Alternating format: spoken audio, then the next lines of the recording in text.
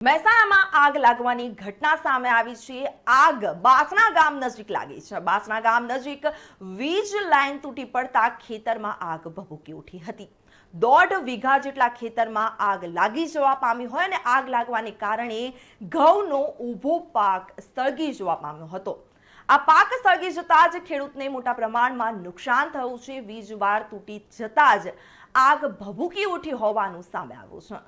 4 માસની મહેનતને અંતે તૈયાર થયેલો આ પાક સળગી ગયો છે, જેથી હાલ ખેડૂતને મોટા પ્રમાણમાં નુકસાન થયું હોય। મહેસાણા ફાયર ફાઇટર ઘટના સ્થળ પર પહોંચી ચૂકી છે અને આગને કાબૂમાં લેવાના પ્રયત્નો કરી રહી છે।